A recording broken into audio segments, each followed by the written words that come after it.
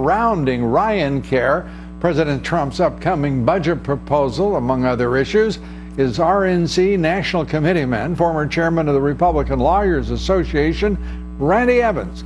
Randy, great to have you with us. And let's start with that phone call, the audio of which was released by Breitbart. I mean, that is damning and evidence as you could ever have of any faithless follower in partisan politics. It's stunning stuff. You were on that phone call, right? Well, I listened in on the phone call, and I tell you, I was shocked at the time. There was some reporting at the time, which was that Paul Ryan had basically told Republican members to do what they need to do to get reelected.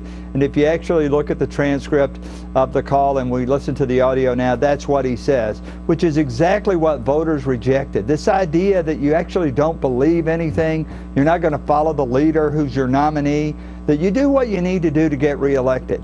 And that's exactly what voters rejected, which is this idea that somehow you come to Washington and your number one job is to get reelected, as opposed to actually do something like repeal and replace Obamacare, cut taxes, do things that you promised to do. And I was stunned then. I'm still stunned today.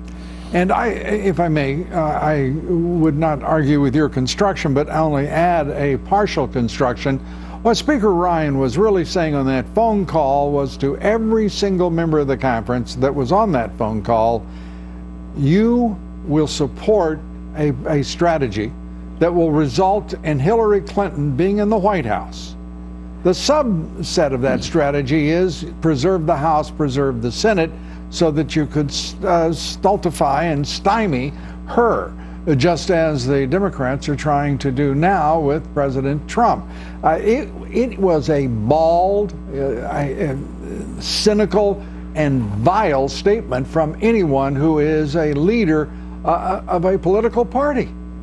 Well, in fairness to Speaker Ryan, he did carve out Hillary Clinton and say we don't want to do things that will help her win, but he did place a principal emphasis on I am your speaker, I'm your leader, and we need to do whatever we need to do to get reelected. And I'm focused on getting reelected as opposed to pushing an agenda, pushing the Trump agenda, and that was to me the most appalling part of the whole conversation. Yeah, Randy, I would say the